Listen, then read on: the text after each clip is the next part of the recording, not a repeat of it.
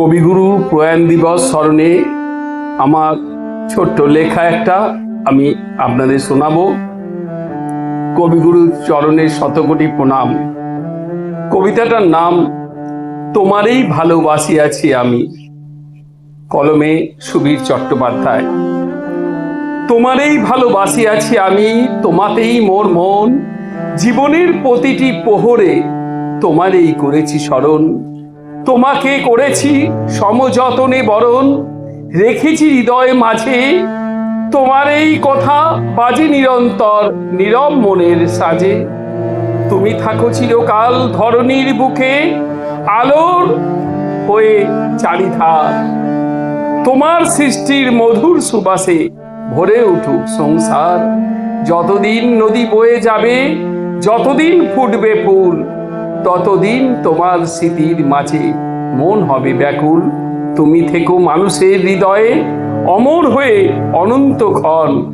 তোমারই ভালোবাসিয়াছি আমি, তোমারই করেছি স্মরণ। নমস্কার বন্ধুরা, আমি আপনাদের এই কবিতাটা পাঠ করে শোনালাম। কেমন হয়েছে অবশ্যই কমেন্টস করে জানাবেন। এরকম কবিতা, এরকম বিষয়ে জানতে আমার page, YouTube channel Gurukul sir আর ফেসবুক পেজ সুবীর চট্টোপাধ্যায় এবং ইনস্টাগ্রামে আপনারা আমাকে পাবেন subir.chattopadhyay.1848 করলেই আপনারা আমার এই চ্যানেল দেখতে পাবেন। বিগত অনেকগুলো বছর ধরেই আমি এই কাজ করে চলেছি। শতকণ্ঠের কথা, নানান বিষয় নিয়ে আপনাদের আশীর্বাদে বেশ কিছু কবিতা সংকলন আমার বেরিয়ে গেছে।